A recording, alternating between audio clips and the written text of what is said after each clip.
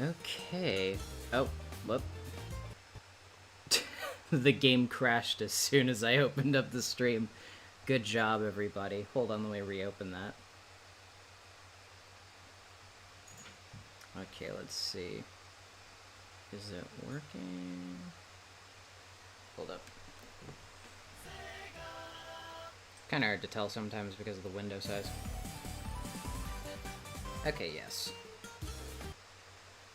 Okay, let me just resize this real quick for my own convenience.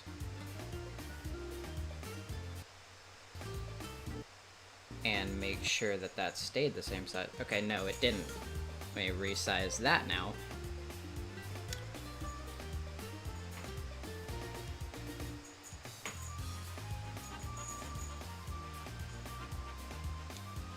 Okay, should be good.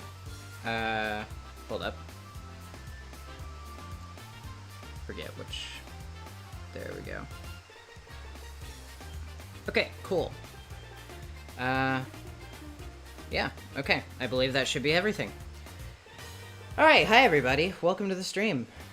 As you can see, this is not the stream that I'm doing on Saturday. This is just a quick little test stream, more or less, to sort of feel out the whole streaming thing.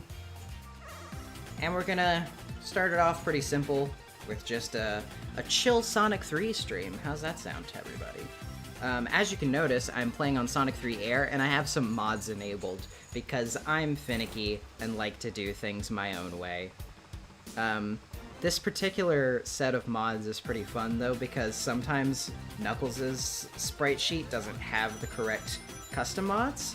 I mean, the custom mod doesn't have a correct sprite for some of his animations, so sometimes he just turns into purple Knuckles, which I think is very funny. Anyway, let's fail miserably at blue spheres, because I always do.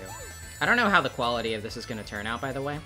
I have absolutely no idea how this house's internet is going to handle streaming, particularly. I'm thinking it will probably do much better than our previous home, obviously, but this is why the test stream is happening now before the actual major stream on Saturday, so that I can make sure that everything is up to snuff and working as intended.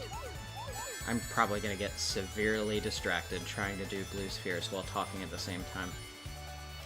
But, thankfully there's nothing really important going on that I need to talk about, aside from, you know, a couple of little things here and there that I did today that were worth mentioning, but I already mentioned on Twitter. I set aside a new channel for the Archie Sonic Dissected series, so that way I don't have to worry about not doing that series anymore, because the view count isn't particularly great and kind of makes making other content around it kind of complicated. So that's no longer an issue, and I will be making more of that in the near future. Okay, well, I got the perfect. I forget what the other blue spheres are. Let's just figure that out real quick before I work myself into anxiety frenzy over it. Ah. Well, I just passed them. Okay, hold up.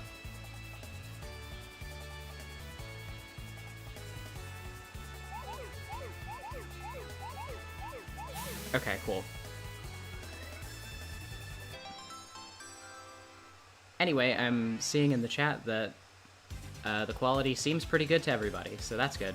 I wasn't able actually to see it until just now because I was a little focused, as you could tell. But anyway, congratulations, that's the first Chaos Emerald. It's probably the only one I'm gonna get.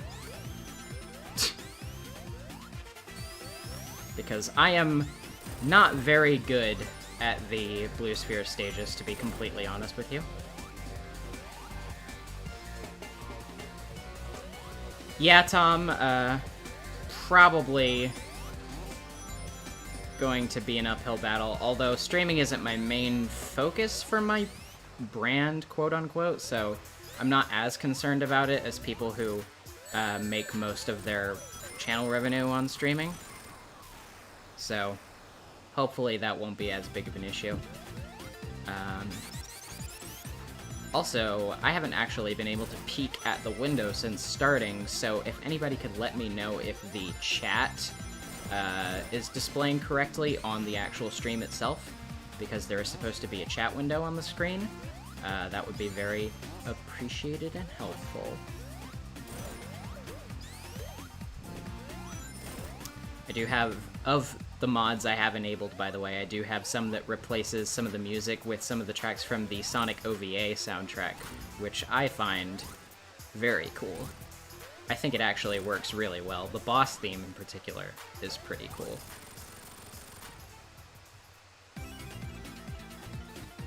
Yeah, see, I don't know where any of the special stages in the Knuckles half are, like, at all. No chat window? Okay. Hold on, let me figure that out real quick. Also, the Sonic Sprite mod, Shogun DX, is the Sonic Chaotic, or Knuckles Chaotix Sonic Sprite mod. Oh, chat is there, but it's super small. Okay, hold on, it shouldn't be like that. And yeah, okay, let me make that larger. Whoop. That's not the element I wanted to move. Yeah, let me try to make that a little bit larger. Yeah, I think the text color is making it a little bit intangible. Hold up, let me change that real quick. See if I can make it a little bit easier to look at.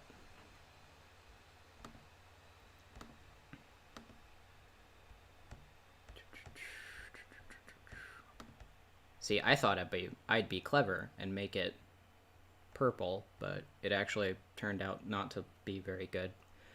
Okay, let's see. Try everybody typing in the chat real quick, just so I can see what it looks like.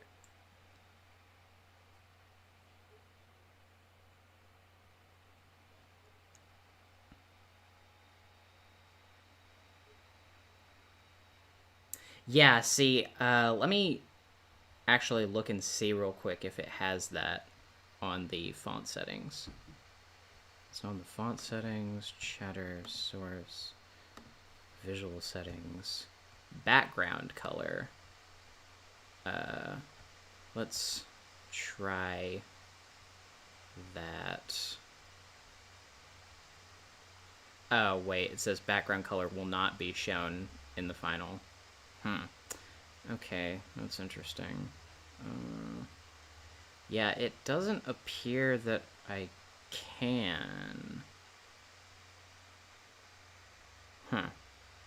That is a little bit irritating. Well, I'll tell you what. Here's what I think I'll do. Is that I'll go ahead and try to make a stream element for that real quick. And by that I mean I'll just import a black box and see if I can change the opacity.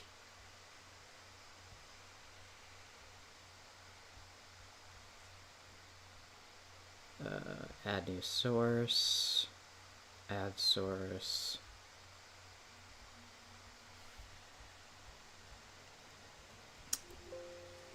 I should have a black box somewhere saved. Okay, there's a black box. So, this looks kind of dumb, but let's see if we can make it. Is there any way to adjust the opacity?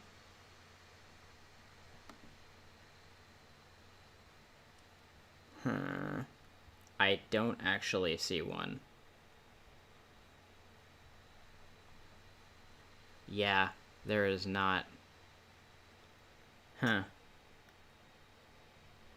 Okay, well, yeah, I don't think that's gonna work, unfortunately.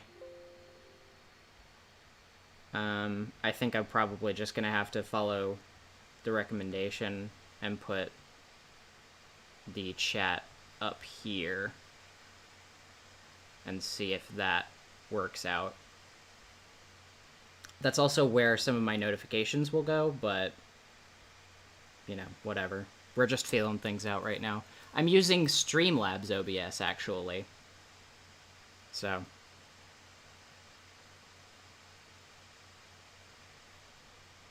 Let's make that a little bit smaller just to fit up here. And yeah, okay.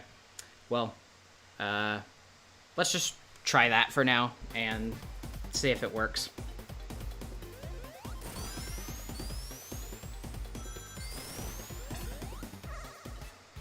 All right, time to fail. We ready, lads?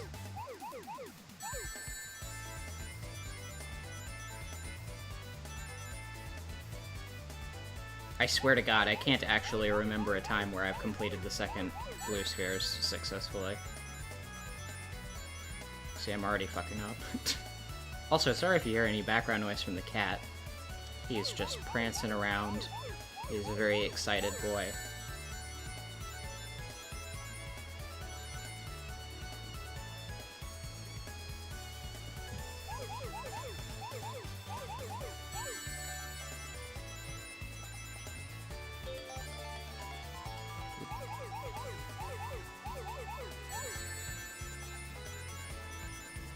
Whoop.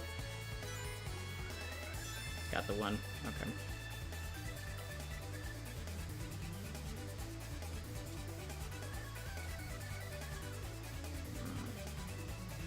Safe to say, but I won't be looking at the chat until I finish this. This special stage, I mean. Whether I actually win or fail.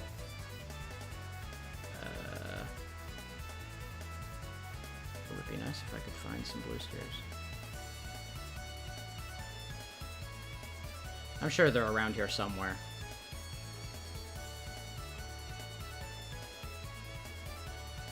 Wait. Did I go this direction? Aha!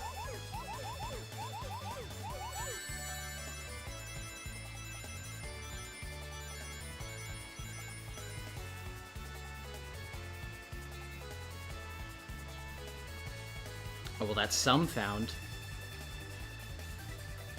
Count on that being the last time.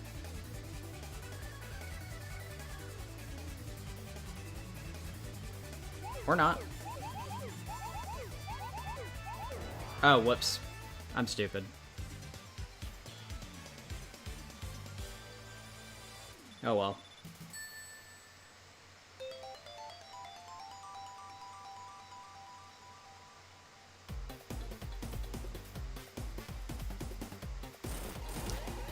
Well, either way, we're gonna lose this fire shield right now. Oh, or not. Well, now we are. But for a different reason. Oh, well, that was an interesting hiccup there. Yeah, I'm trying to remember what all mods I have enabled right now. I think the Chaotix Sonic, Mania Tails, Chaotix Knuckles, the Chaotix HUD, and some of the OVA tracks, and then the rest of the soundtrack is Mania-styled replacements of the Sonic 3 and K soundtrack, I think is the combination. The cocktail.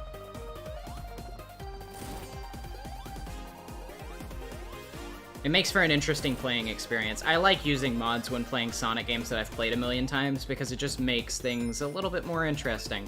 Since I've played the base games as they are, you know, exactly like they are.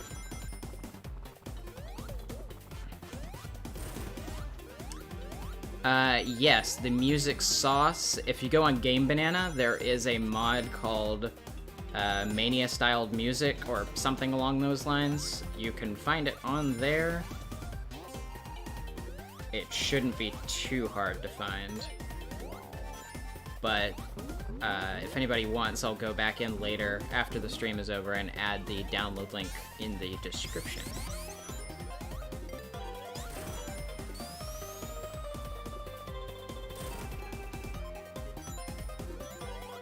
Alright, time for the air raid chase thing. Which is funny because in air, I almost consistently get hit by at least one of these bombs, but I don't remember ever getting hit by any of the bombs in the original game. Like, never. Literally not even once. So I don't know if the airship was changed in error or something, but I almost always get hit by it. Anyway, yes, the boss music with the OVA music mod fucking rules. I love it. Because it's South Island.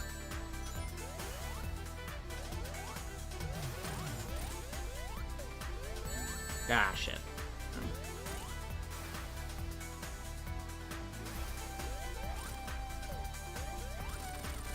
Got him. Got him. Come on. Tails. Tails. Well, now it's too late. You should have done your job earlier.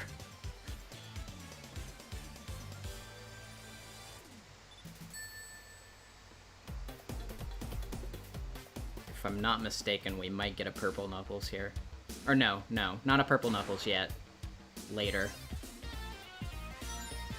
I need to re-enable one of the mods that I actually really like, but I forgot to re-download, which is something that changes the level title card graphics to be a little bit more fitting for each specific zone. Really like that one. I totally forgot to reacquire it when moving computer hard drives. Actually, funny thing about that X-Pool is that I think the mod was actually released after that fact, but the person in question who made the mod opted not to use the recovered official version because, in their words, I think it was something to do with the fact that, like, some of them were demo tracks and they just didn't think they were as high quality in terms of sound quality as the recreation tracks by Mr. Kingalocious, I think his name was, that made those recreations. So they just opted to use his instead. Personally, I think they sound fine, but I'm not an audiophile, so I wouldn't know the actual, like, little nitty-gritty details. So, whether or not they actually sound any better or worse is definitely not my field of expertise. Come on. Okay, there we go. My brothers want you to know that they think your gameplay's good. If I don't tell you now, they'll never let it go. Well, thank you. I hope to thoroughly disappoint your brothers within the next couple of minutes. Oh, that was interesting.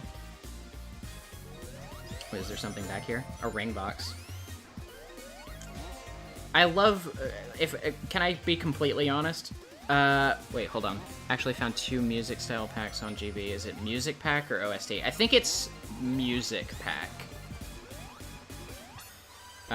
Anyway, I'll be completely honest. The reason I love playing Air over any other version of Sonic 3, I mean, you know, the 16:9 widescreen is cool. Mods are cool. That's all cool. Oh, wow, I totally fucked that up. But... oh, well, that was interesting. The main reason I like playing Air over any other version of the game is that it adds the drop dash from Sonic Mania. That's literally it. I love using the drop dash in Sonic 3, and not being able to use it feels wrong now.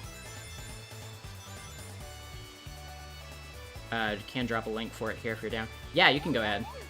I don't know, like, maybe the stream might auto-block links or whatever. I don't remember how I had it set up, but if it goes through, then you're more than welcome to. Otherwise, I'll just add it to the description later.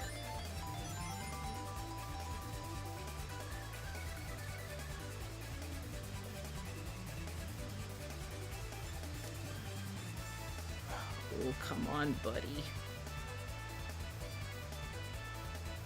The fundamental problem of forgetting where everything is again.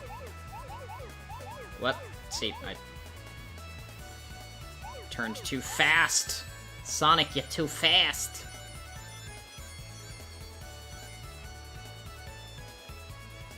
Honestly, same, yeah. I find it very difficult to go back to any of the classic Sonic games that don't have the drop dash just because I'm so fond of it now.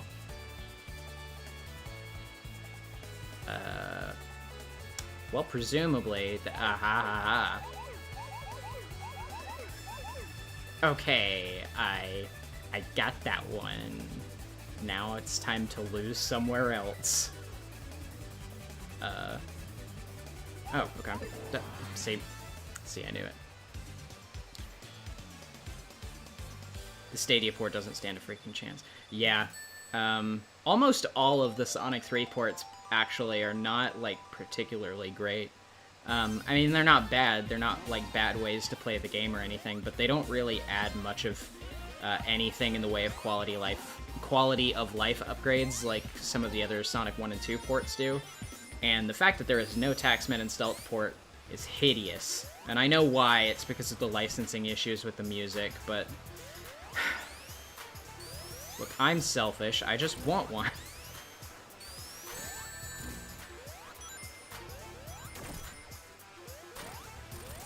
Oh, well, that was fast.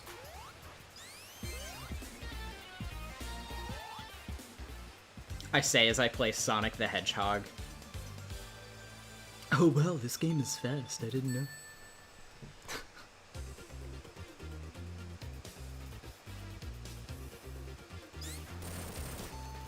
Okay, so, confession.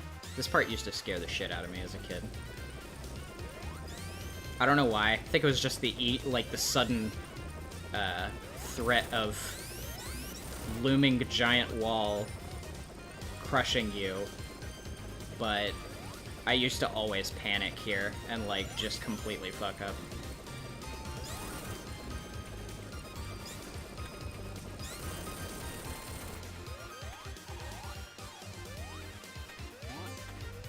Yes, I agree with that. T is amazing, and all of his remixes are godly, and they are a blessing upon my ears. So I would not object to any remixes of Sonic 3 tracks by T-Lopes, or any Sonic tracks by T-Lopes for that matter. I'm actually very curious to see what his takes would be on some modern tracks. Oh. Okay, there we go.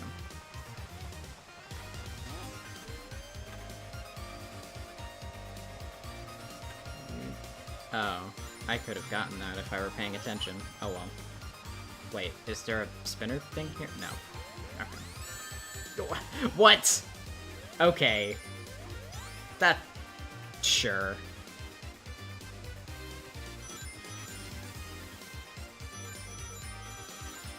Sonic's walking on water. Who's he think he is? Jesus Christ. Fuck this game. Thanks, AVGN, for your long-standing contribution to the world of video game humor.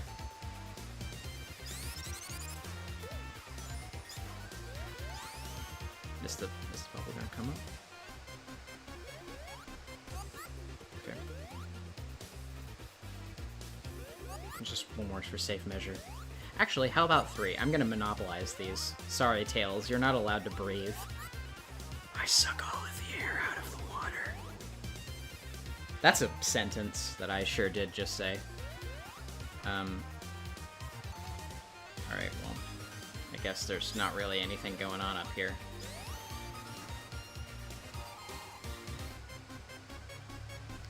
Well, now I need it again. Is there anything back here? No. Am I going the wrong way? Am I just stupid? Probably.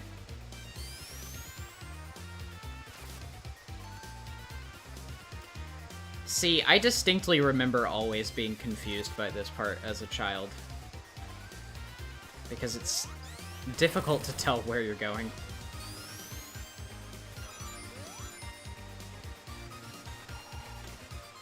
Okay, there we go.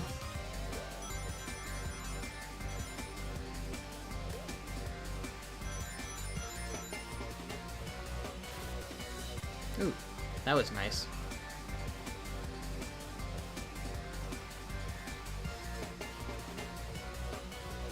I love how I got the Invincibility box and then proceeded to have no use for it whatsoever because I was just standing on a totem pole the whole time. Yes, that is correct. The Sega Ages version of Sonic 2 does add the drop dash. I can't recall if the Sonic 1 Ages port also does the same, but I'm, like, pretty sure it does.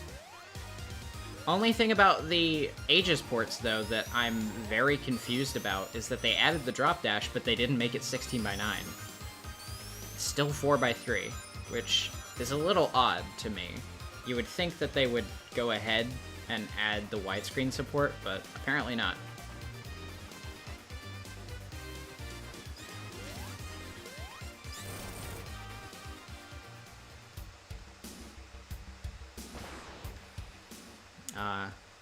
Curse you, Knuckles.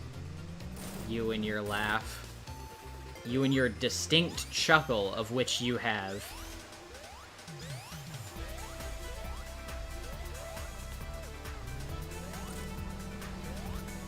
So, the ability to have Tails carry you kind of breaks some of these bosses, I'm gonna be honest.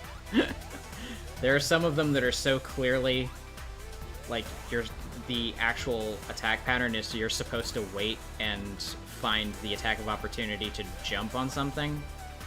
But if you just get Tails to carry you, then it's like, you just can cheese the whole thing. Ah.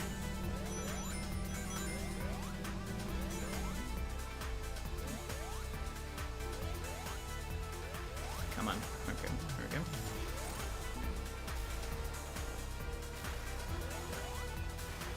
Oh yeah, Eggman is also the chaotic sprite. Forgot to mention that earlier.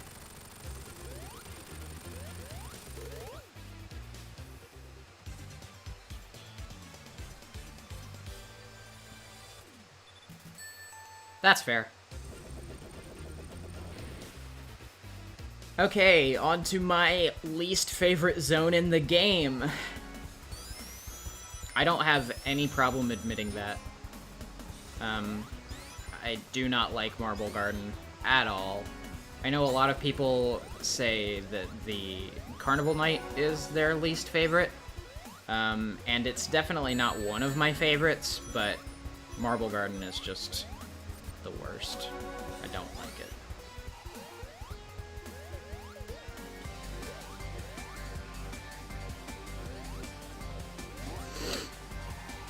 Oh. Those things is part of why I really hate the Crushers in this zone a lot, because they're placed pretty cheaply, to be completely honest. Not to say that there aren't cheap Crushers in any other part of the game. There are, but I just really, really fucking hate those things.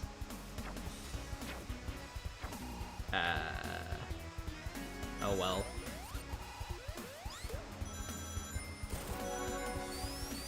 Yeah, Sandopolis is also another one I'm pretty iffy about. Although that's mostly due to Act 2. Act 1 of Sandopolis is not as bad.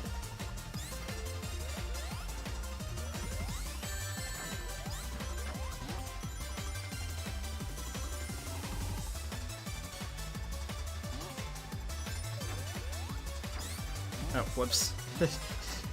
Hold on, let me try that again. Well, that was a productive speed shoes, everybody. Good job utilizing it to its full potential. This zone just has really annoying level design, let's be completely honest.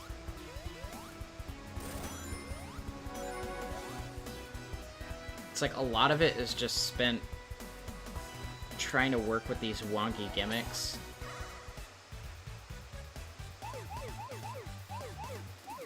I don't know why I entered this. It's not like I'm gonna win.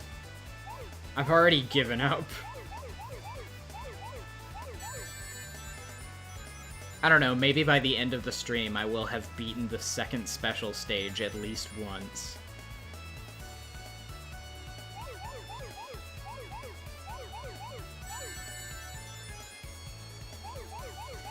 Yeah, there are a lot of things I could have done, like gone to college, but we don't talk about those.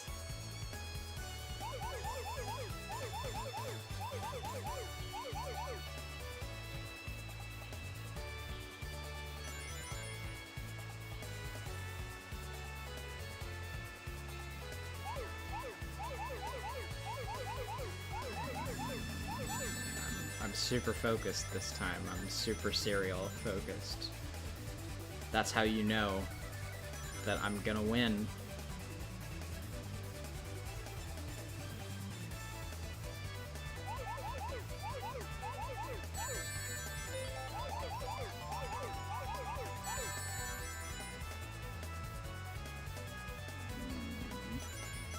I don't know where the others are.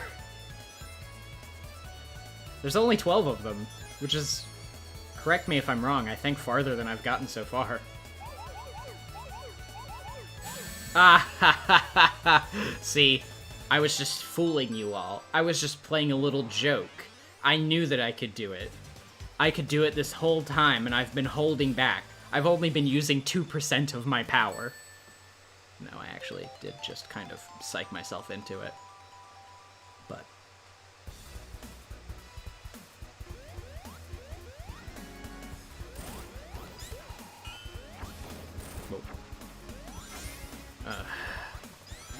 too bad I'm not good at the actual game, either.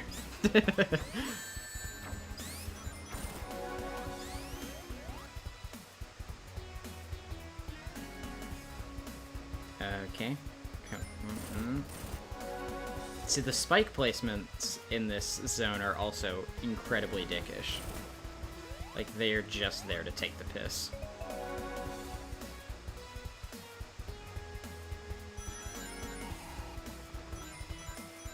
Let's just wait for 500 years to descend the hill with this.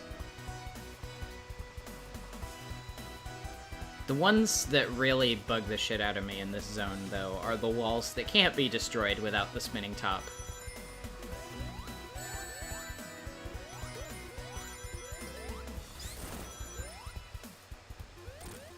Oh, the fearsome tunnel bot.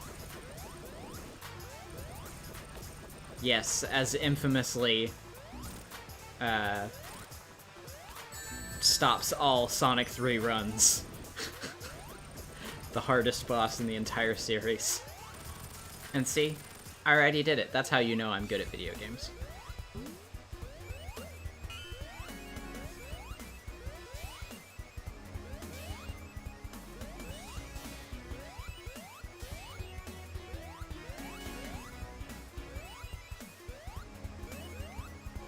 I'm sorry, what? What, should I get on with the main game? What do you mean? This is the main game. I'm having a really good time playing this Sonic game. These level designs are so intricate.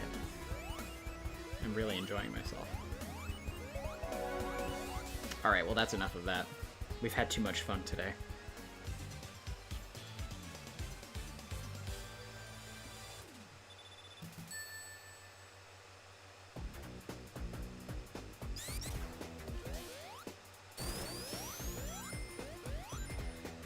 Forewarning, by the way, obviously, since this is a 2D game, which is much less intensive on my CPU, I don't know how the performance quality will vary when it comes to actually streaming a GameCube game on Saturday when it comes to Shadow, but we'll just have to see how it goes, I suppose. So far, it seems that people don't think there's anything wrong with quality on this one, so at least there's that. Or if there is anything wrong, nobody's brought it to my attention. So I appreciate letting me see? I fucking hate those things. I appreciate letting me think that everything is fine.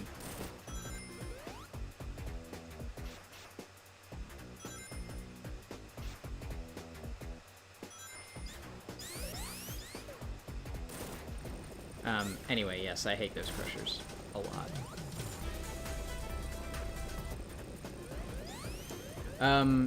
To your credit, Tom, cyber school education sucks, period. Like, just in general, it is awful. I took cyber school for 1 year of high school, and it was incredibly awful. Like, just ghoulishly bad. And not just for me. Like, everybody involved was not having a good time. Yeah, delay in messages is pretty normal for streams, so if that's all I'm having an issue with, then I think we're sitting pretty. Where am I going? You remember how I said that this zone is confusing?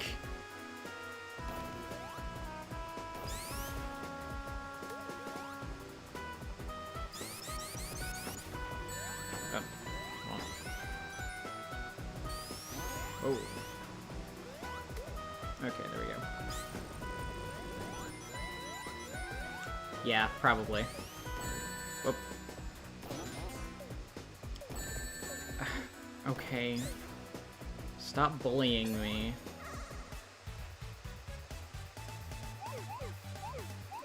That's a good point. I've never actually thought about it that way, but now that I think about it, that probably would encourage me to chat more too. If I were a viewer of a stream. Wow, it starts off so slow. It almost makes you feel safe. It's kind of pleasant in a way.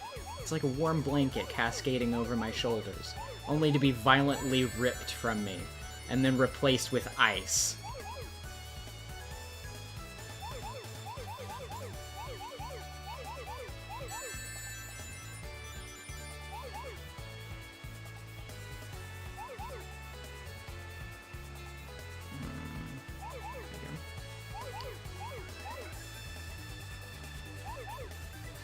I apologize if in the near future somebody's going to make a compilation of me making concentration noises during these Blue Spheres parts.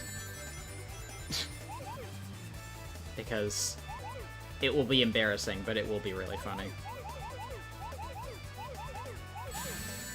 Oh, well that one actually wasn't that hard at all.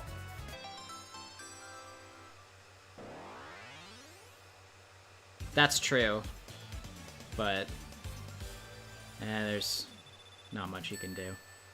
How long are you planning on streaming? Tonight, I honestly have no clue.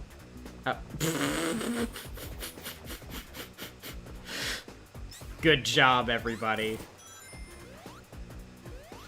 Incredible work we've done here today. No, anyway, yeah, I honestly have no idea. This is more or less just a test stream anyway, so I'll probably just go until I get bored.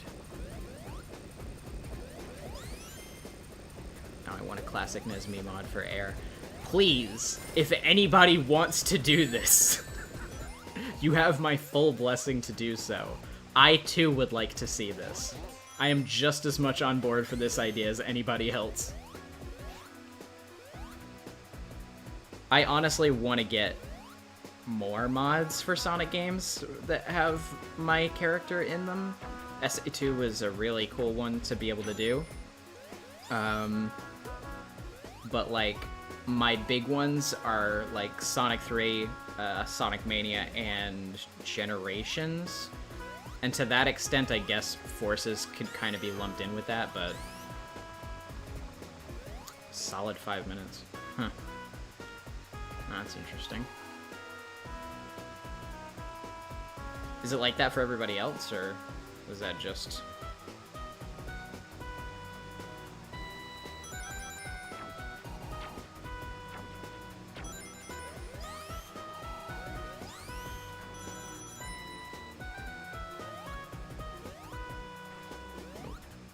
There we go.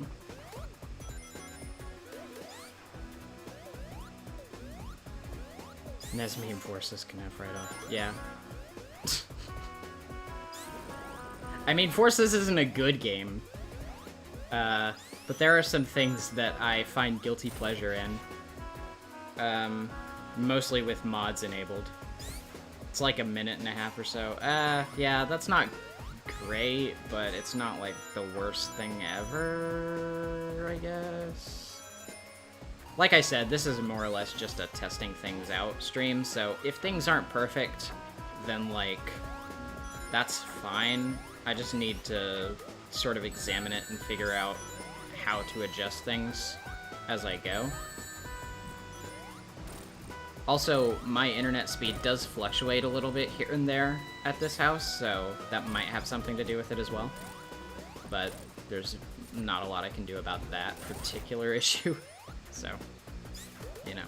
as long as it stays in decent quality and, like, isn't actively, like, chugging and looks like pixelated bullshit, then, like, I think it's generally probably okay. As long as it's not that and it's not, like, delayed behind, like, a really, really long time. I'm gonna need to have to bring the top up here. Okay.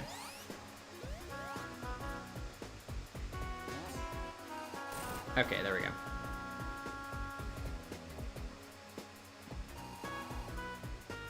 Yeah, mods make it okay. By no means do mods make Sonic Forces a great game or even that good of a game, but it makes it a little bit more passable. Honestly, though, if you were to want to actually make Forces, like, actually good, you would need to redesign the entire stages. Like, the crux of the game at its base and the stages as they are now is inherently flawed, and even adding padding to the stages to make them a little bit more difficult to complete is only one aspect of several that you would need to actually fine-tune the levels into something more passable. But, you know, I don't expect modders to spend that much time in their lives dedicated to... I meant to go past that. Spend that much time in their lives actually dedicating to, like, you know, making something that complex. Although, yes, I have seen things on Sonic Forces Overclocked, and that looks pretty cool, to be completely honest. I'm all for that. I misjudged my height on that jump. Oh well. Guess I'll die. But yeah, Overclocked looks pretty cool. And I really do like the original cutscenes approach that it's taking as well.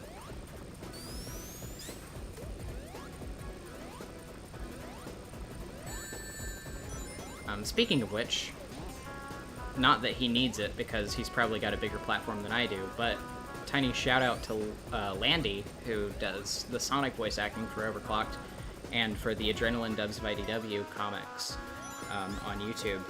I've been seeing him get more work in Sonic-related projects recently, and I think that's a good thing. I enjoy doing Sonic voices for projects, but I know that we are kind of a dying breed as of late, and I personally think that Landy does a really good job, so I'm glad to see more actually good fan Sonic voices out there.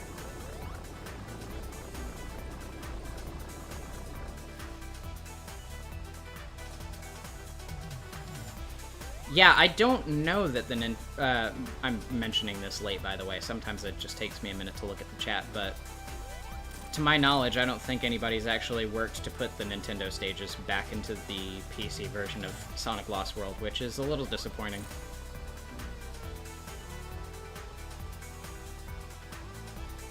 You'd think they would have by now, but I don't know, maybe it's just a little bit more complicated than I'm giving them credit for. And also, I can't imagine there are a lot of people that are eager to mod Sonic Lost World at this point, because it's not exactly a very popular game in the series. And honestly, I wouldn't play it anyway. Yes, the classic Sonic overhaul for Forces is excellent, and the added Chaos boss for it as well is really good. I'm a big fan of it.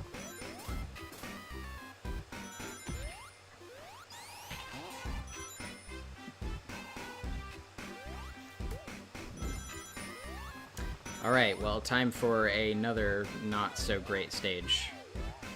But, you know, it's not as bad as Marble Garden, at least. Somebody called Death is working on rebuilding the Yoshi DLC. Well, that's cool. Can I please? Okay, thank you. I want, personally, to see the Zelda DLC the most, myself, but... I know the Knights DLC was included in the base version of the PC release, I think, if I'm remembering correctly.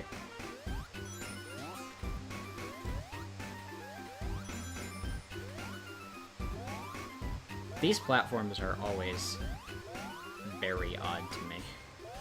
I don't know what they were going for with this. Kinda creeps me out.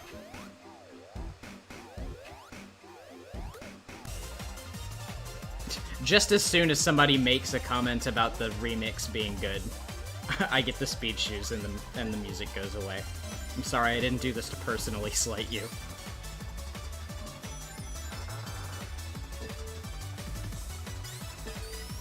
Whoops. Okay. See, the abundance of bumpers in this stage are like the bane of my existence. And yeah, I don't think anybody wants to boot up their Wii U to play anything much in recent time. I never got one, and I don't think I missed out on much from what it sounds like. Yeah, that sounds fair. Like, considering a lot of the base elements were made for the Wii U and how it controls and all that, it's not surprising that it would be a little bit difficult to bring over some of those things. Well, aside from the fact that Nintendo probably just wouldn't want it on Steam anyway.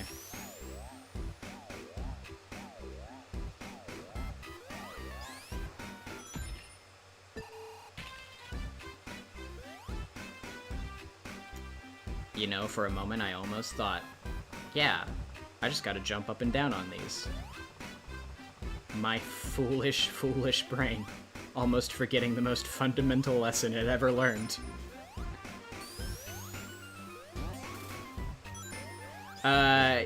Yes, I heard about that guy. I think I saw some of his garbage tweets, and honestly, good. Like, his music track was pretty decent, and I liked it, but, like, fuck that guy.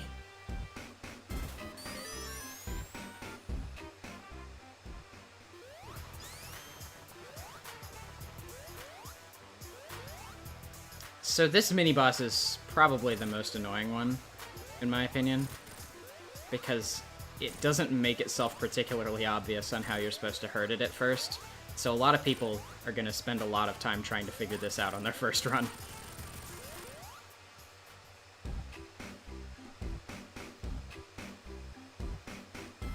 Honestly, the thing that's most disappointing to me about Lost World is just the lost potential of it all. There's a lot of things in Lost World that I think could have been really cool if they were actually done well.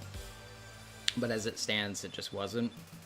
Like, the idea of giving Sonic a parkour mechanic. I think that is an astoundingly good idea, and I think that it should be re-implemented somehow in future 3D games. Just, you know, actually done well, instead of being really confusing and unintuitive and kind of not even really necessary to use anyway. Sonic lost potential. It's clever, but... apologize. For making me laugh at that. Okay, anyway.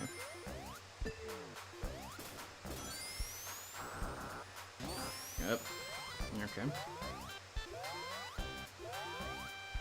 This is just really disturbing. Okay, let's... nope. Try that again. Nope. Let's try that again.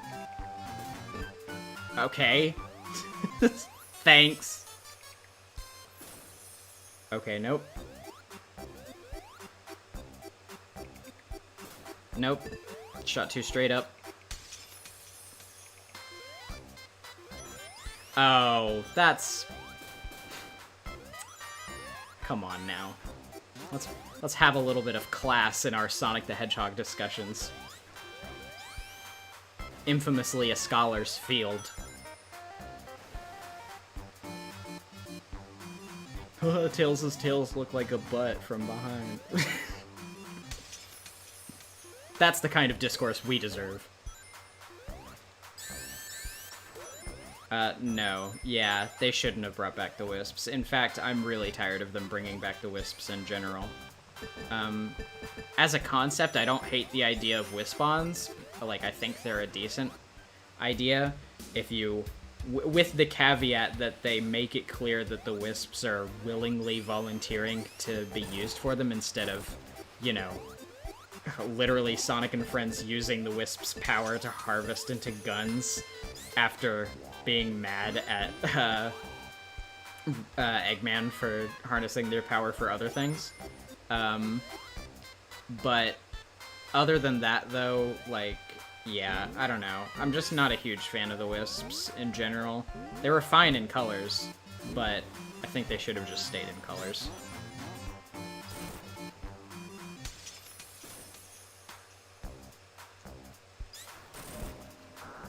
I have to admit, despite how weird and annoying it can be at times, adding an underwater section to the carnival stage was kind of a cool idea. And, like, having the whole lights-off gimmick thing with Knuckles flipping the power was also pretty cool. I like the little flavor, like, not text, but, you know, just little things like that in Sonic 3 that, you know, just add a little bit of spice.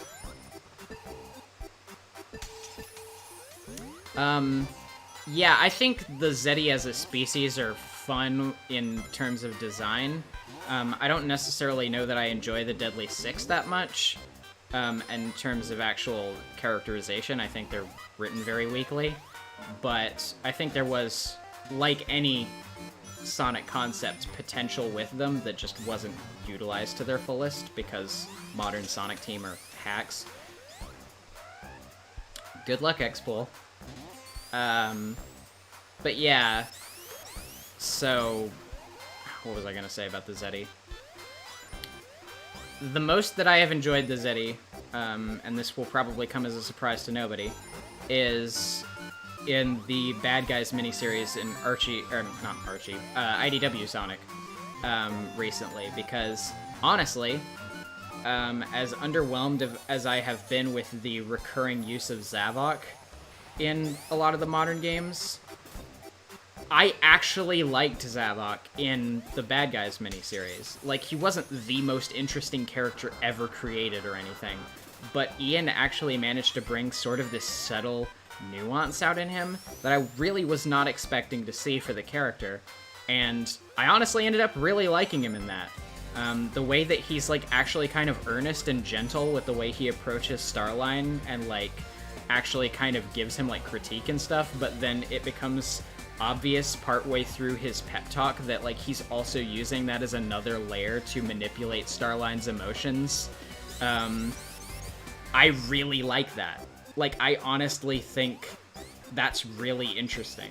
And that angle of Zavok as a character is so much more palatable and, like, interesting reading material than just another, like, fucking, you know, oh, the good of my pack speech. Which gets boring after the first time you've heard it, much less the, like, 14th time.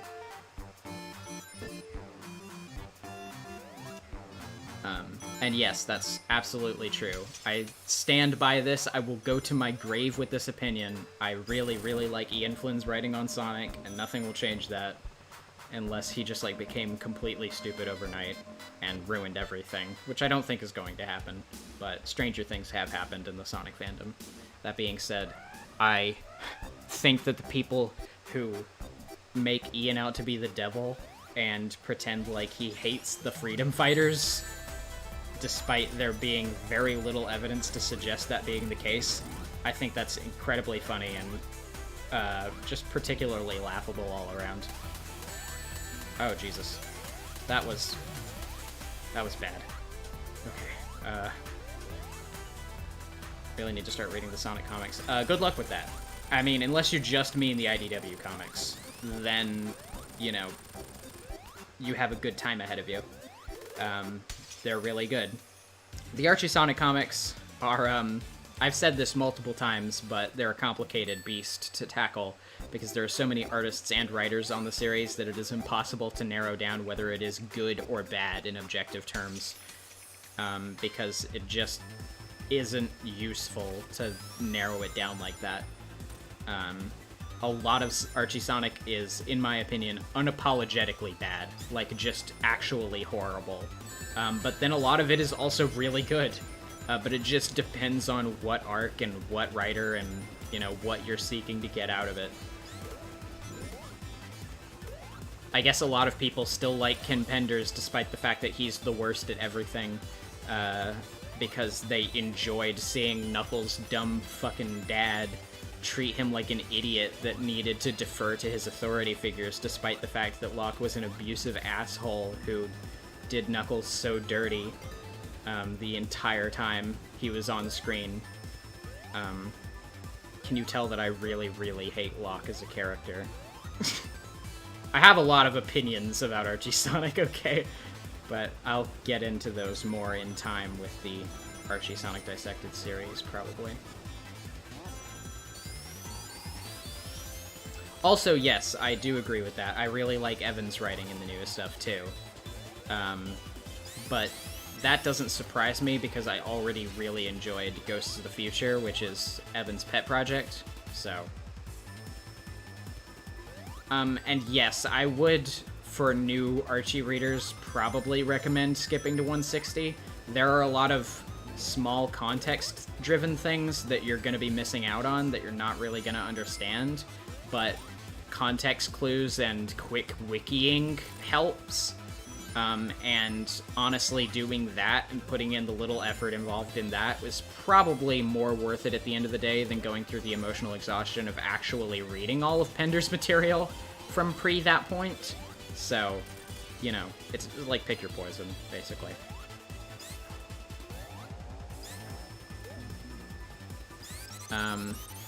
Speaking of Sonic the Comic, the UK Sonic comics were actually pretty good. That's my controversial opinion. There are some things about it that weren't. I'm not, like, an apologist for literally all of it. It's got as many stinkers here and there as Archie did back in the day, but I honestly think that most of it holds up pretty well. Except for the weird caricature in the Sonic Poster Mag 3. If you don't know what I'm talking about, you can feel free to look it up, but I honestly wouldn't. It's a little bit upsetting. But that was pretty bad. That's one thing about the Sonic comic that I will forever go on record saying that I think was really, really bad.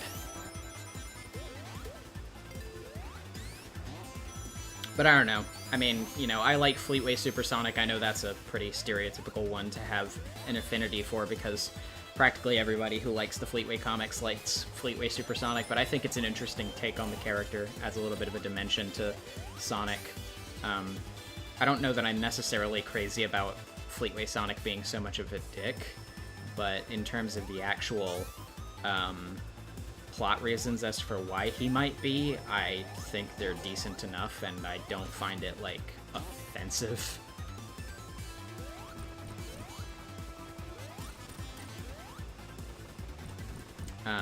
We're talking about comic-exclusive characters, though. I'm trying to think of, like, what are some of the characters that I really like. Because, I mean, obviously, everybody likes the IDW original characters. Like, I really like Tangle and Whisper. I really like, the, like, new, like, possum guy. He's got a cool design. I wasn't paying attention there. You know, I really like the original IDW characters. Mimic is another one that I think is really cool. He's pretty edgy, but I honestly just really like that. But, and as far as the other comic runs go, I mean, oh god, there are so many incidental characters in Archie, and so many of them started off not great, and then became better, with better writers. I guess Anti-Sonic would be a shining example that everybody uses, because Anti-Sonic used to just be a boring greaser, like, nobody that was kind of a lame-ass and a creep at the best of times, and then Ian turned him into, you know, everybody's favorite bad boy green M&M Sonic character, Scourge the Hedgehog, and I love him dearly.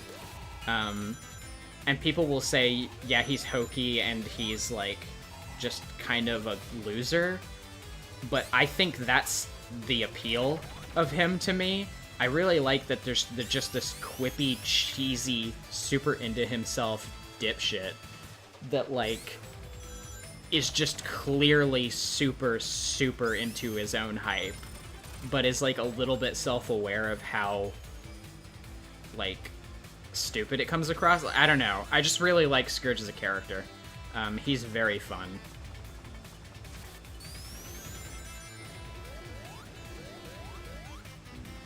I kind of like Fiona, too, if I'm gonna be honest. Like, she started off with not a whole lot of potential at first because she kept being royally underused, but once Ian got a hold of her, I actually really like her character development. Like, yeah, she's a really awful person, but I don't think that means, like, the character development is badly written.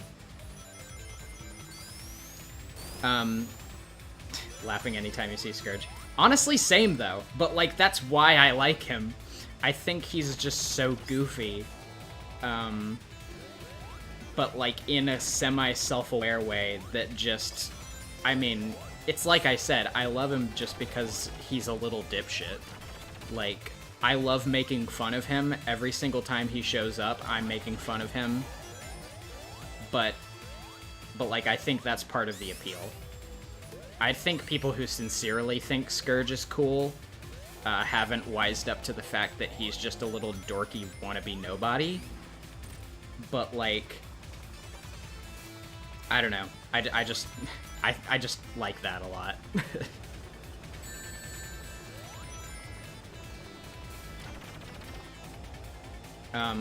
And honestly, it was a good move on Ian's part to give Scourge a little bit more of a unique identity and an actual sort of competency to some degree, because before that he was just, you know, evil Sonic, and he was kind of really lame. Like, he got beat up by Antoine one time. And I mean, you know, say what you will about him, but he is a version of Sonic, so the guy should be at least decently tough to some extent.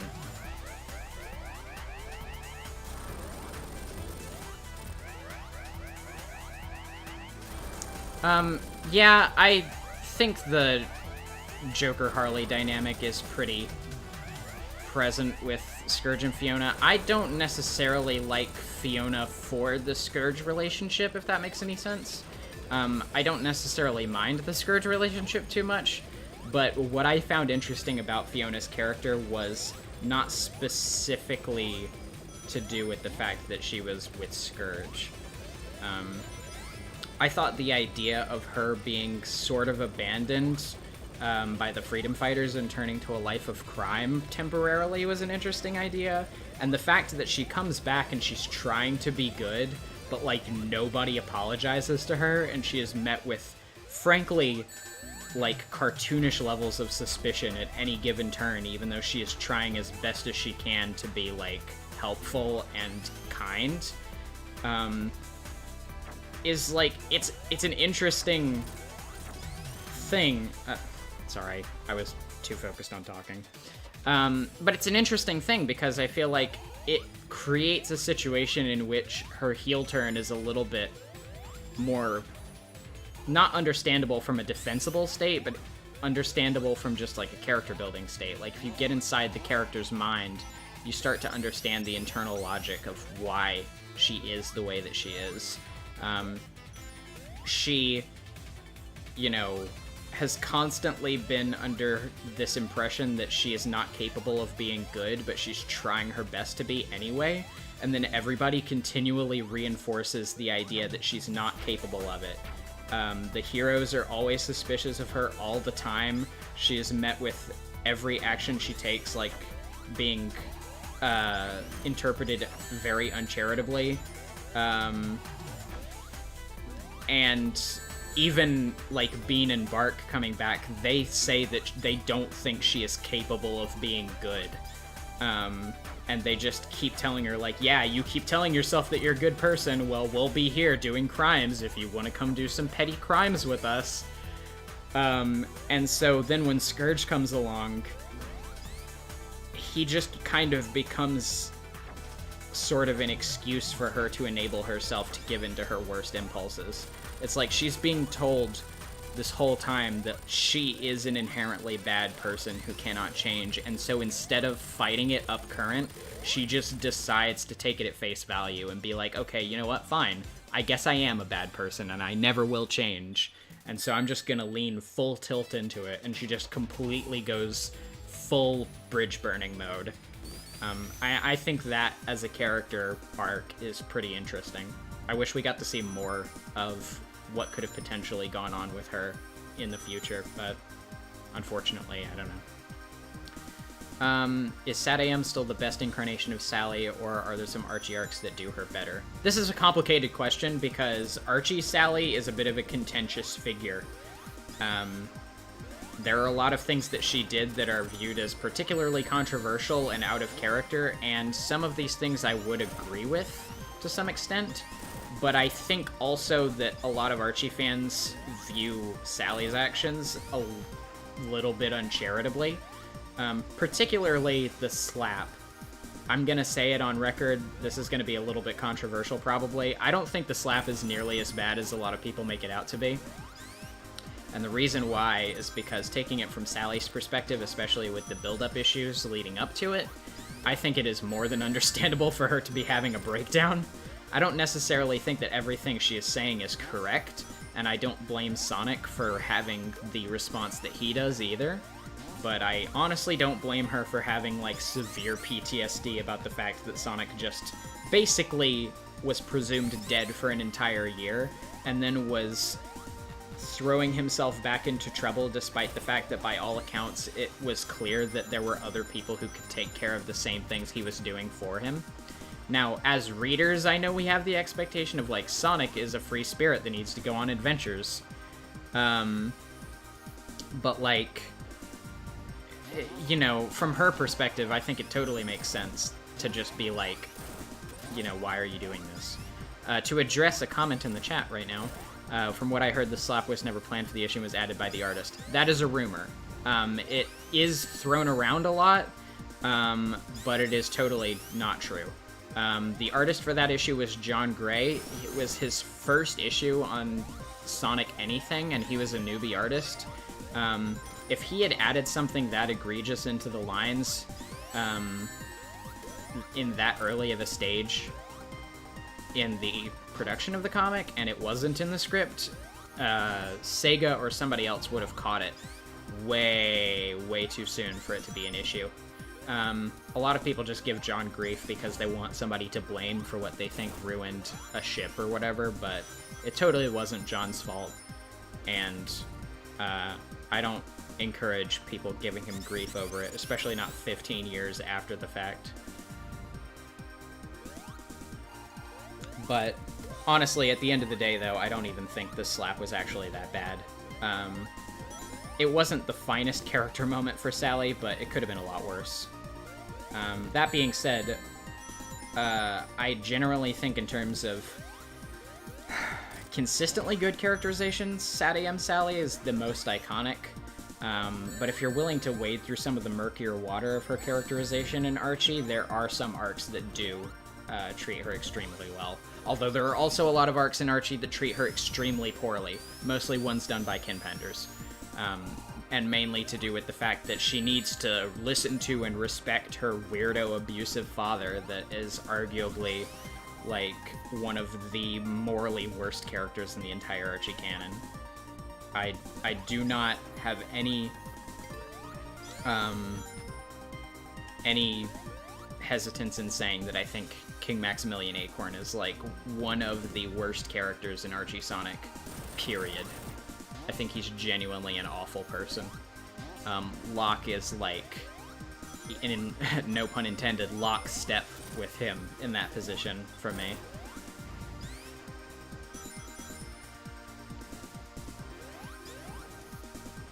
Yeah, Ken Penders is, like, really weirdly... like, he has a weird recurring trope in his writing where, like, the asshole dad is always right, and, like, he's always doing it for the sake of his children's well-being, so therefore everything that he does retroactively can be interpreted charitably, and, you know, it was his kids' faults for interpreting that as, you know, unfair or poor treatment. And, like, it's just abuser logic up and down the board. It's completely ridiculous. And he undermines his female characters so often to that effect that... And not just his female characters, but particularly his female characters a lot of the time. And it's just really uncomfortable. Yeah, Ken says a lot of bullshit on Twitter, to be completely honest. I don't know if he actually even believes half of the things he proposes, but he just does and says a lot of things to get a rise out of people and remain relevant in the Sonic fanbase, and honestly, I think the best approach to Ken Penders at this point is to just ignore him. Attention is precisely what he wants, and outside of critiquing his writing, I don't think it's necessarily necessary to bring him up unless he does anything, like, legally dubious. Because other than that, like, that's just what he is seeking. So, honestly, I just wouldn't give him the time of day.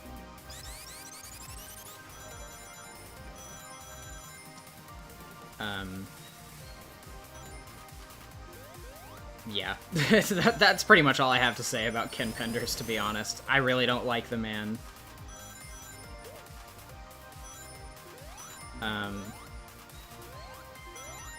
Although I will say, of some Archie writers that are a little bit more infamous, I think Ballers gets a lot more crap than he deserves. Not to say that Ballers was a perfect writer either. He made some questionable decisions here and there that I didn't necessarily like, but he was not nearly as bad as Ken Penders was. And I think he had some genuinely pretty good ideas at times. Like, Return to Angel Island is one of the arcs in Archie that is entirely his brainchild, and, like, it's actually really good. Like, it actually makes some of the Echidna shit tolerable. And that is an impressive feat. And then immediately after he wrote it, Ken Penders tried to come back onto the book and retroactively undo everything that Ballers did with the Echidnas, which is really funny and petty, and pretty much goes to show what kind of person Ken Penders is.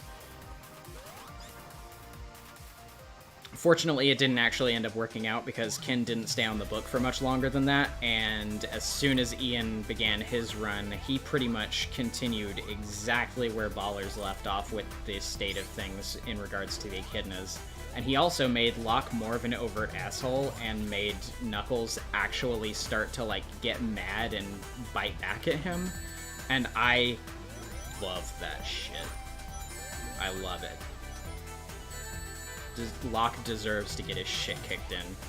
Especially by Knuckles.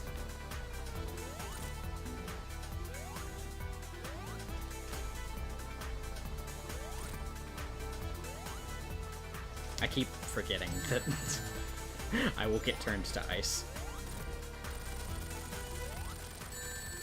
I love how I can go so deep into Archie Sonic talk for such a long time that I can just completely tune out of the gameplay while I'm playing it. Thanks for putting up with that.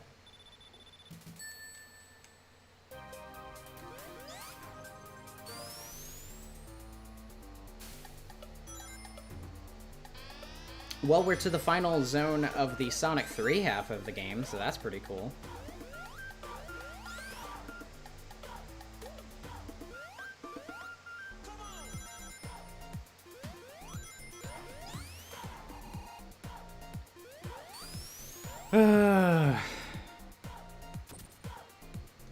Do I still have any drink left? No, I don't. Never mind.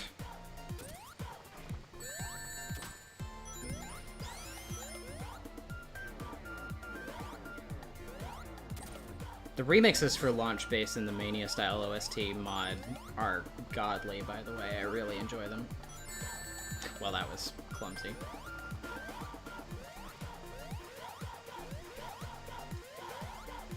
I forget, can you actually? Yeah. Okay. I've forgotten if you had to just hit them from the top or if they weren't destructible. Anyways, Scott Pilgrim, right? Yeah, sure, let's talk about Scott Pilgrim. The game is getting re-released. That's neat. I really enjoyed that game back in the day, so I'm looking forward to buying it again. I hate Ubisoft, but let me shill just this once.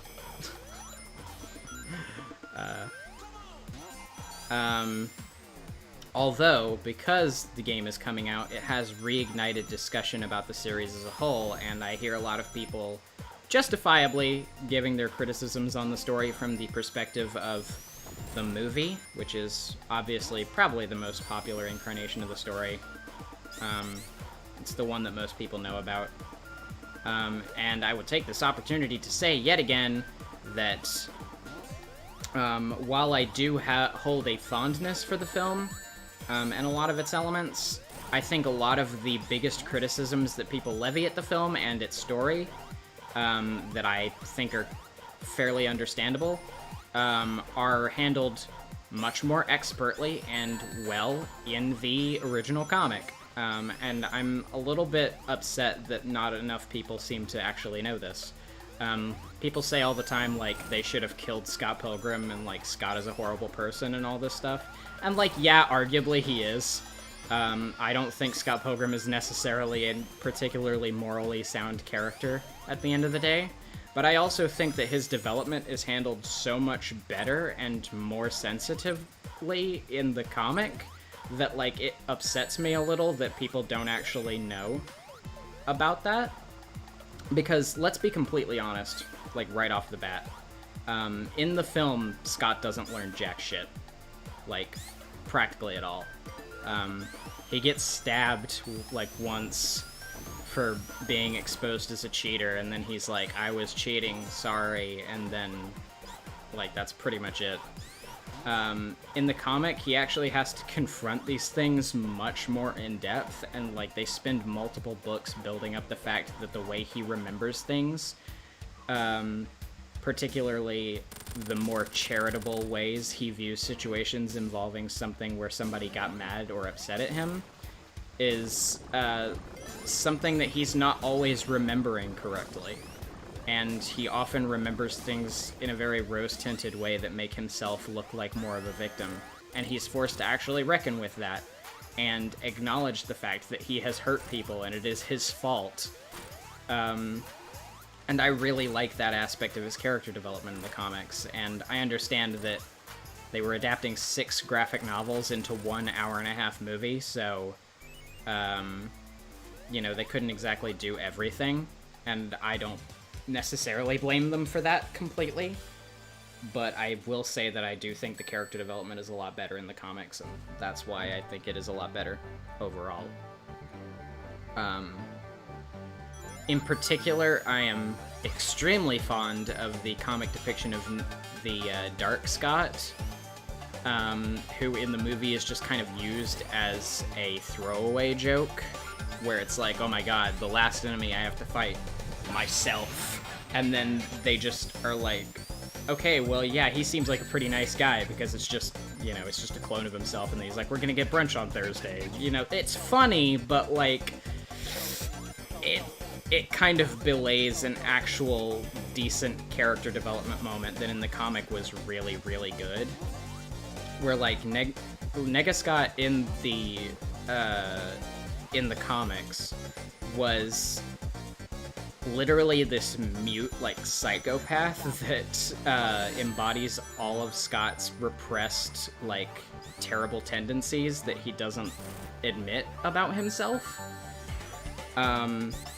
And, like, isn't willing to announce or acknowledge, and the more he denies that it's a part of himself, the, like, stronger it gets and the more it beats the shit out of him, until the point where Kim literally is saying, like, Scott, if you don't acknowledge the fact that you've been an asshole, then this baggage will follow you around literally for the rest of your life. And the end of the fight isn't a big explosive, like, punch where he explodes or anything like that. It's just Scott laying there idly as the shadow overtakes him, and he accepts that this is who he is, and then he just, like, looks kind of ill and says, "I remember everything." And it's a really good character building moment for him, because he has been kind of a dipshit for like the whole comic, and he finally admits what he has been so reluctant to actually admit about himself this whole time. And like, he admits how fucked up what he did to Knives was, and like they have a talk about it, and like they both admit that like it was a really unhealthy relationship and they shouldn't have engaged in it, and that they've just gotten to the point where they can admit where like they don't need each other at all, and it's better that they don't have a relationship like that. Also, I really am partial to the final battle in the comics, because in the film they just have like Scott and Knives beat the shit out of Gideon, and that's it. And like, Ramona, who was abused by Gideon, doesn't even get to have any input in the fight at all, besides being kicked down a flight of stairs. In the comics, she literally does a double team-up move with Scott and kills him with a sword, which was awesome. And the thing I really like about Gideon in the comics, too, is that he's still funny, but like he's less goofy. And he comes across as sort of like the parallel to Scott, of like what Scott would be if he just kept denying that anything was wrong with his behavior and just kept doubling down on, no, I'm actually the good person.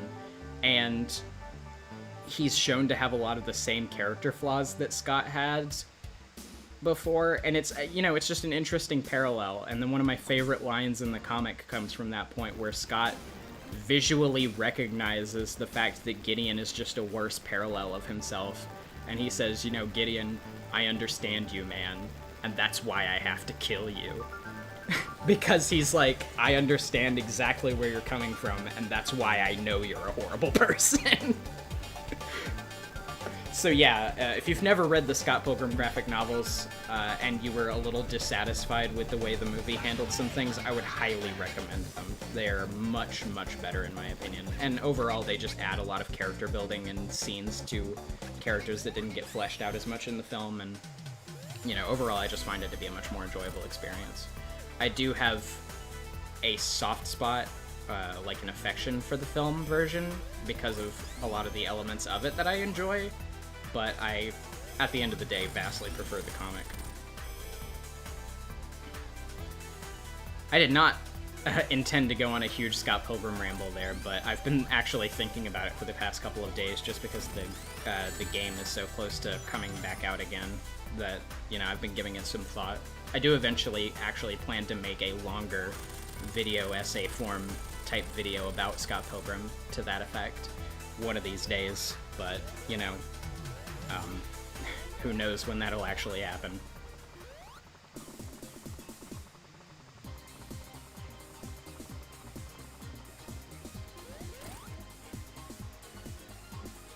Also, nice substitute for the boss theme being lookalikes instrumental here. Are the comics easy to find nowadays? They should be. I don't know necessarily how common the original prints in black and white are, but there are multiple different reprints of the series in both black and white and color, so finding them shouldn't be too terribly difficult.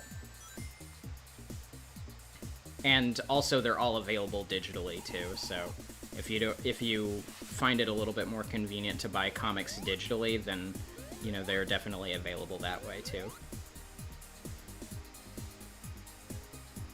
I personally prefer to own comics physically, but, you know, I actually don't own a physical copy of the Scott Pilgrim comics at the moment. I used to, but I had to sell them at one point because of money troubles. And that was a long time ago, and I just never bothered to pick them back up again. Probably will one of these days, but I'm torn whether or not I'll pick up the black and white original ones again, or if I'll just buy the hardcover color releases. Because I do like the color releases, but there is a charm about the old black and white original versions that I just kind of prefer for hipster reasons, I guess. I don't know, I'm a little finicky that way.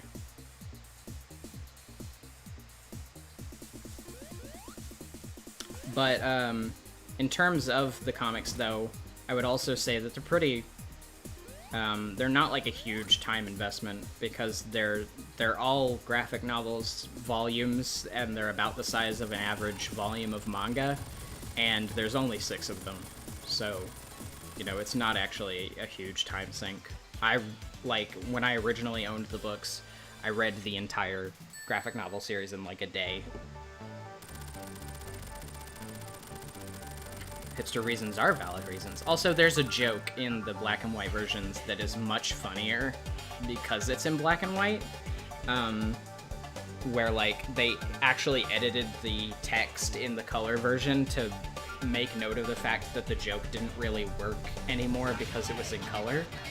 But in the original black and white publishing, Scott remarks on Ramona's hair color changing again, and he says, did you change the color of your hair? And she goes, I don't know, maybe.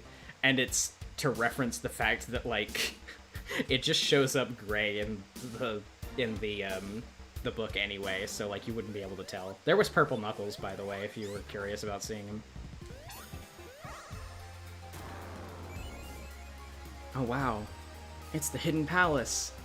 And my 3 measly Chaos Emeralds that I stopped collecting a long time ago.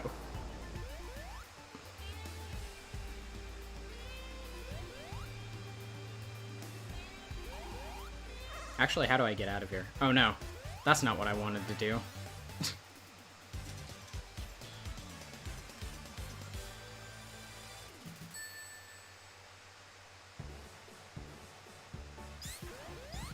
Yes, Knuckles, the man behind the laughter. The man behind the chuckle. It was good having you, Mello. Have a good sleep, and also take care of yourself as well. I will try, but, you know me. I woke up at like 5 p.m. today. So...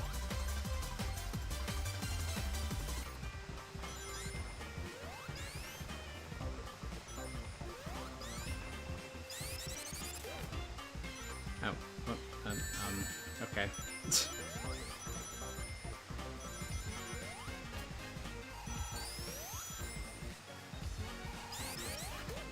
Honestly, though, to be completely honest, I'm probably not going to stream that much longer, because my throat is starting to get a little... But I will make sure that on Shadow stream day that I have plenty of water with me, so that won't be as much of an issue. Man behind the slaughter. Yeah, I mean, like, honestly, it worked anyway, because unlike Sonic, I don't chuckle. I thought it was intentional, so, you know.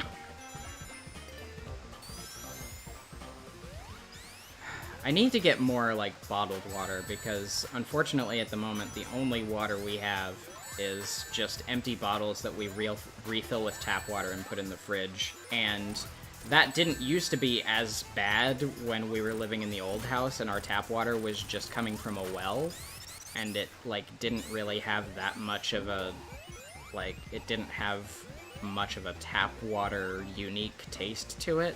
But now that we live in the city, we do have a tap water taste, and it's not good.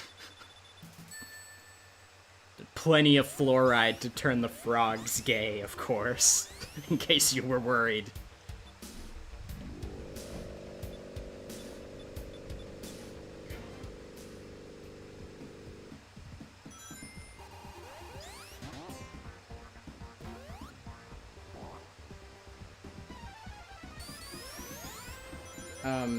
Honestly, I actually really like Mushroom Hill. It's one of the underappreciated zones, in my opinion. I just really like the aesthetic of it, and I don't know, maybe I'm just... Whoa, okay, that was weird. Chugged on my end for a second there.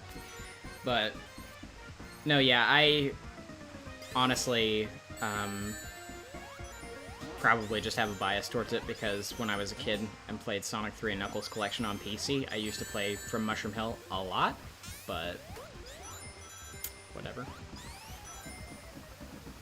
sodium to turn the butterflies lesbian too. Of course! That's practically a secondary requirement. If you have one but not the other, your home is sanctioned as a safety hazard by the, I don't know, what's a good popular straw man conspiracy group to use? Antifa? I don't know.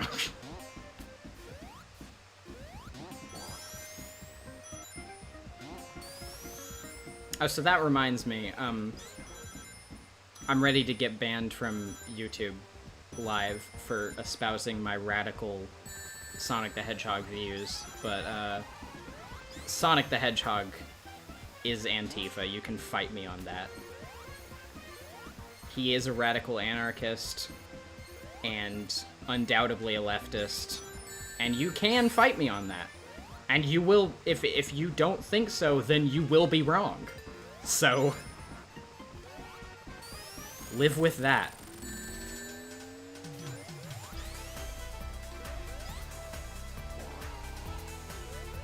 He's literally an eco-terrorist. But go off.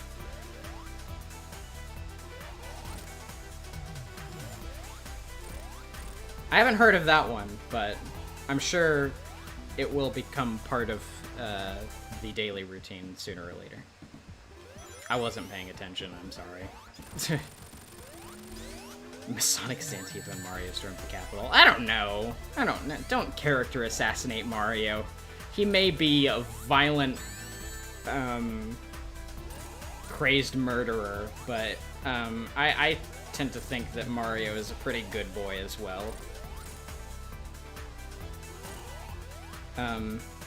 People always talk... Wow, I really am not paying attention. Sorry, I'm gonna do better on this the third time on a very easy boss. Anyway, I see people make jokes a lot of the time about the rivalry between Sonic and Mario. Honestly, as the backup Sonic lore master that I am, I like to think that they're actually good friends.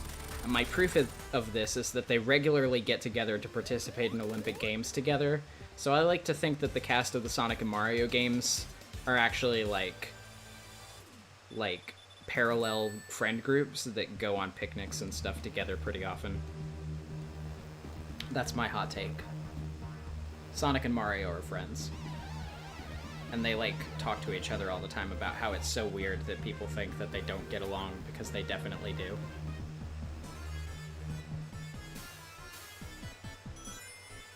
Oh yeah, I also have a mod enabled that restores the original zone order, in case you were wondering why I didn't just go to Flying Battery there.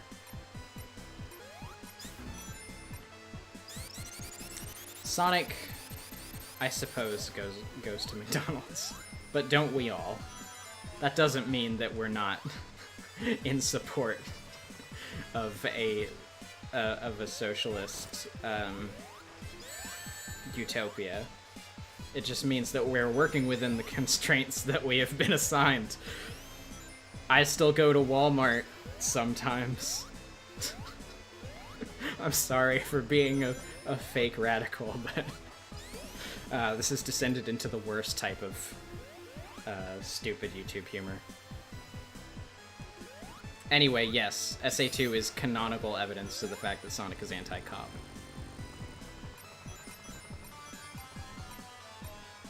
Also, yes, that is true. Yuji Naka did give an interview circa Sonic Heroes where Sonic, the Sonic franchise, had a big tie-in promotion with McDonald's where they were like, what is Sonic and Friends' favorite things to eat? And he was like, well, if I had to guess, it would be the McDonald's fries TM registered trademark and a Big Mac. And it was really funny. I enjoy the lack of subtlety involved in a brand promotion like that. I think if you're gonna do a brand, like a actual corporate brand promotion with your video game tie-in toys, that you should espouse to be exactly as over-the-top and transparent about it, because it just makes it inherently way funnier. Like, if you're trying to be subtle about it and, like, wormy about it, I think it comes across as a little bit, But when you do it like that, you've done it perfectly.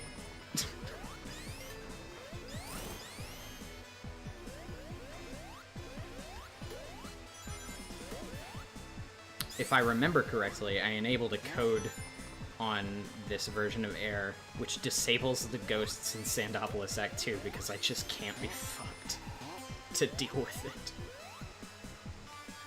Is it cheating? Perhaps. But I'm already using the drop dash a lot in this playthrough, so if we were worried about legitimacy, I would have been already disqualified a very long time ago. Oh, also, game overs are disabled as well, because I just don't have the time in the day.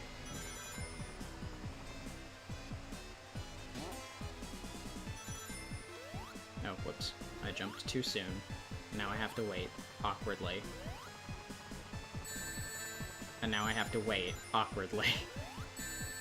And now I have to wait. No, okay. Got it that time.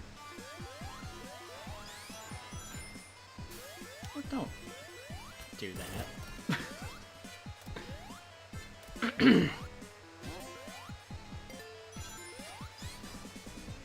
Oh, whoops. Oh, well, I guess it didn't really matter.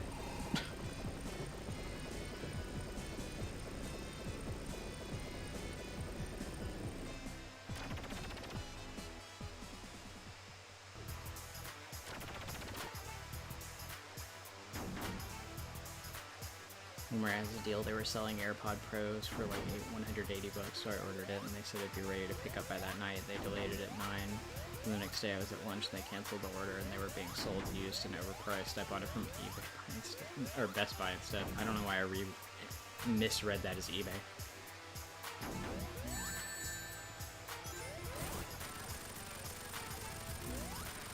Anyway, yeah, the thing about all Apple products is, and this is a hot take, but they're all unambiguously bad.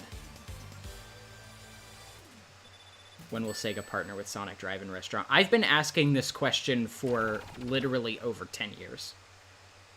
It baffles me as to why they haven't. I mean, it's literally a restaurant called Sonic, and they sell chili dogs. Like, the fact that this hasn't happened is actually baffling to me.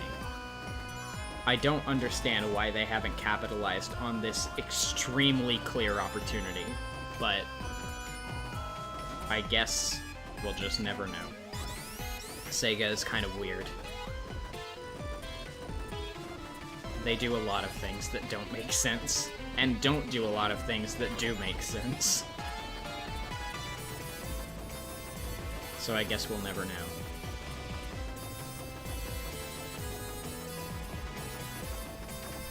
I forget what I'm supposed to do here. I would just write it out. Yeah, so I did have the ghosts disabled, or else they would have definitely shown up by now.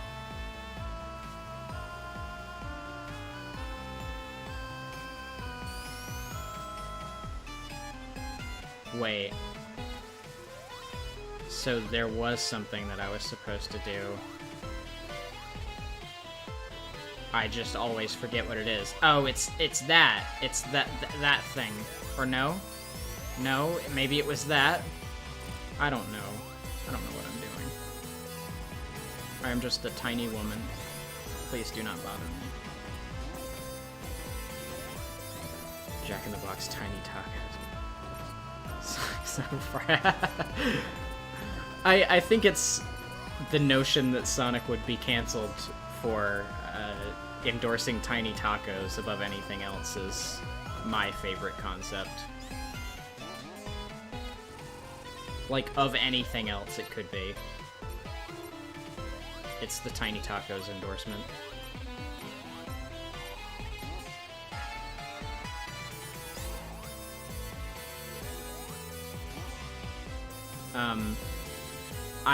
I do agree, though, that tie-in was kind of bizarre.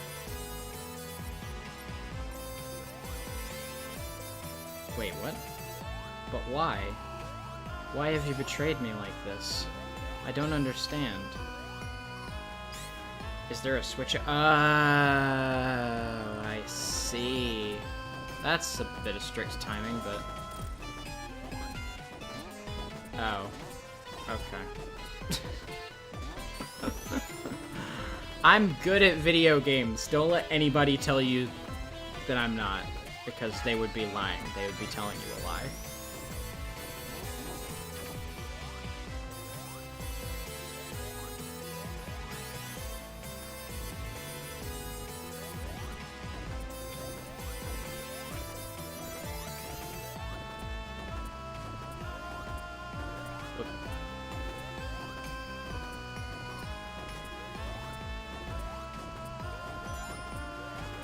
Okay, so full disclosure, after I finish this act, I'm probably gonna stop for the day.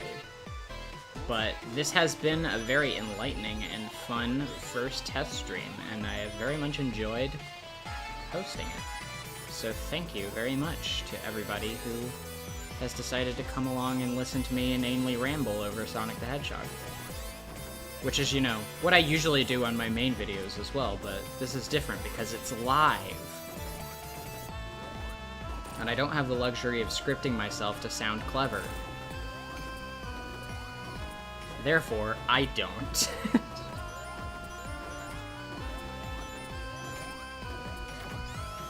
But, yeah, we'll get to the actual sign-off when we actually finish the stage. Oh, is it narrow enough? Okay, cool. If I remember, this stage actually goes on for quite a bit too long for my liking. This stage outstays its welcome a lot, in my opinion.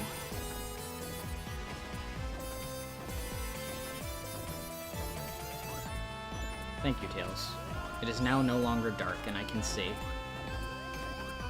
I don't know how much that actually helps in the grand scheme of things, but I do appreciate the gesture nonetheless.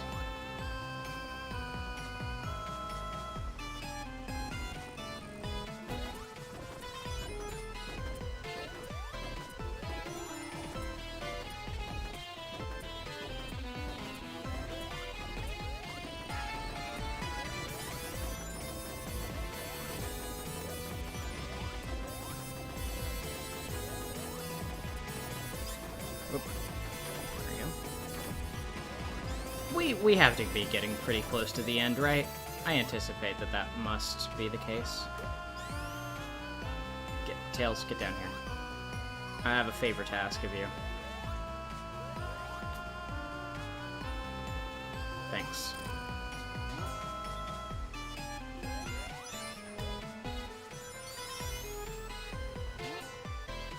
Oh, good God. Good thing I was paying attention there. I'm gonna get exclusive reveal of the April Fool's video.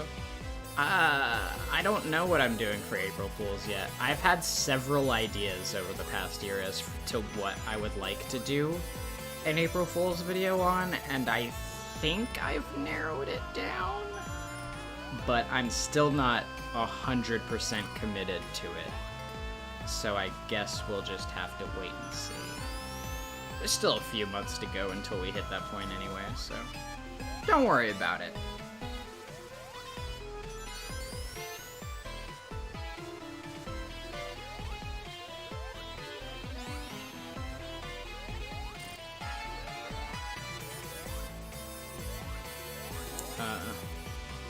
Can I get through this, please? Oh, I guess not. Actually, trying to recall how I do get through this. Oh, like that? Well, not entirely like that, but...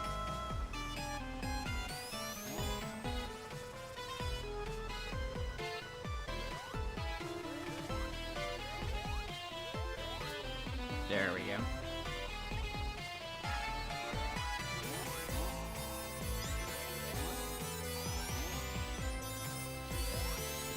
It's good to plan ahead. I, do sometimes. That's about as good as I can say for myself.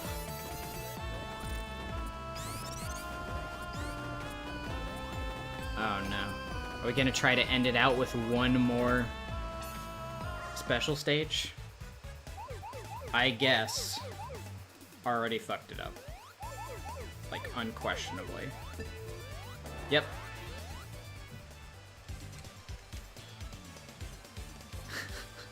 Fitting note to leave off on. Alright, let's finish the rest of this stage up real quick. Whoa. Okay. Okay. Okay. Gonna be honest, you made me nervous there for a moment, but okay. Oh, we're actually to the boss. I thought the day would never come. Yeah, I've been playing Sandopolis Act 2 for at least the past 15 years or so, probably. Or one of those.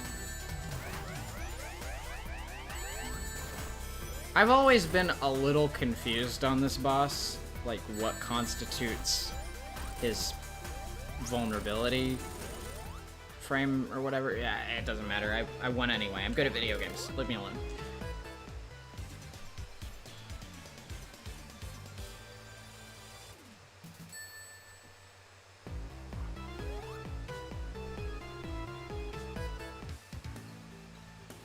Alright, well, that's it for now. Thank you, everybody, for tuning in to the first stream on the channel and to the test stream. Obviously, there will be another stream, and a much longer one at that. Hopefully, that will go just about as well in terms of video quality, which will be happening on Saturday, the 16th of January, if you're watching this in real time, or if you're watching this after the fact, but it's before the 16th of January. We will be doing a stream of Shadow the Hedgehog 2005 for the GameCube, because everybody hates me, apparently, and I also hate myself. And that stream will also be a little tiny charity event where I'll be trying to raise a little bit of money for the Know Your Rights campaign, which you can learn more about by looking for my tweet on the matter over on my main Twitter, which is @NezumiVA. I will also be having some guests on, so that'll be fun. So hopefully tune in for that if you're around and you would like to see me lose my mind playing a terrible video game for a good cause. So anyway, either way, thank you for tuning in, and